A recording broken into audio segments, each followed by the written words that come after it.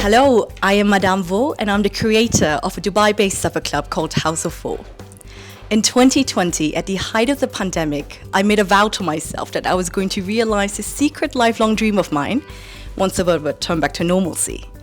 And really during lockdown, I realized, we as humans needed two things to thrive and to survive. One is naturally that of food and that of human connection. So finally, 6 months ago, I opened the doors to House of Vo, where I have made it my mission to connect people over good food. The concept is very simple. It's to gather 8 people around a communal table and to connect and bond over their love for good food, over home-cooked food, and over some good banter if we're lucky. I was always inspired in Dubai in my first couple of years by people who lead community-based projects, it's the human interaction. Like, how do we build communities? How do we make people closer to each other? I thought about all of these things, and somehow, because I was doing food at that time, brought these things together and sort of fused them, and that's how the supper club really was born. It's because cooking or food was a skill that I acquired and worked on over time anyway, but it can't be just food. Like food is great, like restaurants are great and everything is great, but food is the one thing that brings all of us to the same humanity, I feel. That was the inspiration. Communities, open communication, open discussions, dialogue over that's not related to your work, that's not related to networking. If you ask somebody, how are you, it's not so you could sort of have a leg up on them and be like, oh, like, I don't really care how you are, but then like I just want to see so I can sort of, I don't know, sell you insurance or something. Yeah, it's you genuinely sort of ask people because the rules, hence the rules, what do you do, where are you from, how long have you been in Dubai. I've had them from the very first dinner, and even people who were friends, even people who knew each other at the tables, were not allowed to ask these questions. And the most interesting conversations would take place, like I'm talking about, like 5 years ago, and so, hence I've stuck to the model and truly believed in the though yes, it seems a bit restrictive, but I think it opens up avenues of conversations that you would never usually speak about. For us, supper clubs are amazing experiences because we end up meeting people we've never met before, and you end up having something in common. You all love food, all of you. Everyone at that table loves to eat. And you have to find these supper clubs. So you're going to make a booking, and you might not get it necessarily because it's a table for 8 or it's a table for 10 or 12 max at a chef cook's house. So it's a very personal experience. That chef will tell you their story. So it's a really personal experience. When you go to a restaurant, you're going with 2 or 3 or 4 people. You've booked a table. You won't meet anyone else in that restaurant. So this is a very intimate dining experience, but you're all going to talk about the food, and that's what makes supper clubs so special. It's a really great experience if you love to eat. What makes his supper club and supper club so special is that who's at the table, right? It's not just about the food, it's about who you're interacting with and the opportunity to meet different people, which Dubai can be such a transient place. So to be able to share a meal with somebody and connect with somebody new, perhaps from a different background or different lifestyle, is really a special moment. And Kuv, his supper clubs are about so much more than just the food. It's about the story he tells, and he has a really unique ability to intertwine the food with the history and culture of the region of the food and tell that story. Give people unique experiences with food.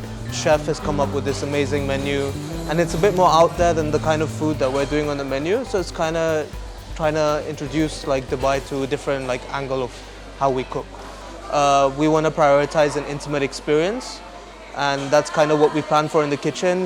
There's new ingredients, there's new plates, there's a lot of logistics about it. I think it's just been growing in popularity. We see a lot more people doing supper clubs, and I think it's a really cool way to try new foods. I think Dubai sometimes it gets lost in the high-end, large-scale operations, and supper clubs are such a lovely alternative to that. Because you can really get to know the people you're sitting with, meet new people, and really understand your food. Chef over here will provide explanations for each dish, where it comes from, what ingredients are used, and that's kind of what we want to know. I think we spend enough time in our houses and mosques, so I think it's now time to come out and meet some people. And Rubaru means face to face, so that's kind of where the concept comes from. Come here, have a meal, meet some new people. The name of the supper club is a little tribute to my roots being Vietnamese German. So house is the way house is spelled in German, because this takes place in my home, and Vo is my Vietnamese family name. I make one promise to all of my guests, is that here at House of Vo, there's no such thing as a lonely meal. Vietnamese is actually my favorite food. I love Chinese, Vietnamese and Asian cuisine. I'm obsessed with it. I love cooking it. So as soon as I saw her supper club, I needed to go and try it. And so yeah, I've also found it quite hard to find authentic, good Vietnamese food here. So as soon as I saw that there was a supper club, I just thought, why not? I'll go, I'll meet new people, I'll enjoy the food, have good conversation. It's an amazing experience, and I highly recommend anyone, if you're into food or a specific culture, it's almost like a deep dive into that country. Supper clubs work in any big city. With Dubai specifically, I think has a bad rep because these are the first three questions you would ask a person, because you meet people for networking purposes, you meet people for work purposes. But that's the same thing in LA, that's the same thing in London, that's the same thing everywhere. So many of my friends living here, lived here for 9 years, 10 years at that time, like 5 years back, would say to me, like, I would love to meet new people. I'd love to meet people, like I don't have the opportunity. Like, it shocked me when my friend said that, oh, I feel lonely. I've been here for so many years, but I feel lonely. I have friends, but I don't think I have friends.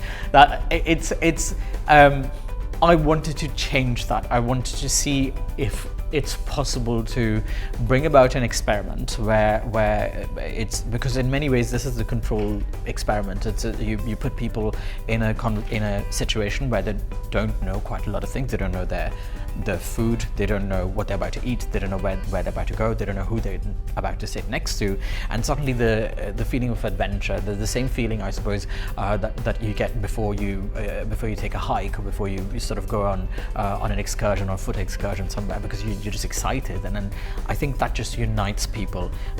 Leave out these questions and suddenly people feel more vulnerable to really share, and I reckon those are the reasons why couples have met each other. For me, it's the fact that you go in not knowing where you're going to eat. You can have an idea, you can read the menu, but you go there and it's unlike any restaurant experience you'll ever have, because you're sitting around a table. It's like the most professional home-cooked meal you've had. Yeah. I think Dubai is also a wonderful space for anybody who wants to start something new, wants to do something new, and whatever that idea be. I reckon I would have faced a lot of troubles if I was anywhere else in the world. So people usually sort of book a couple of weeks in advance. They are aware of the theme. They have an invite, so they know they're aware of the rules. They're aware of all the other things, the little knickknacks. I believe in giving as much information as I can, because I will not share the menu, I will not share a few details, but at least, like, I'd like to share anything else that entails dinner, what happens at the tables and such. On the day, you're sent the location a day before. This has always been a thing. Like, even back then, the location was always sent a day before, 24 hours before. You then turn up. If there is a theme to follow, you would follow that theme in terms of clothing. Like Ali has, for instance, like he's rocking his Madras summer vibes. This is that's part of the menu. The menu's inspired by Tamil Nadu. So I've asked people to dress in Madras summer, essentially, which everybody's done beautiful way as well. Yes.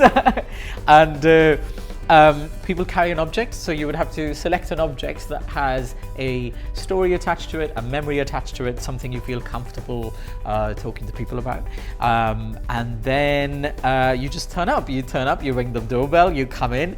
I usually sort of brief people about the rules again, but these days I really don't need to. Everybody's so wonderful. People sort of interact in this space for a little bit, and then once everybody's here, I invite everybody to the tables. People are all from different corners of Earth, but they eat the same food. They eat the exact same food. Yeah, they all react differently. They taste different things, and I find that so fascinating. Even after 5 years, when I ask people and people say, "Oh, I taste strawberry," and I taste I find it so beguiling that this is even possible.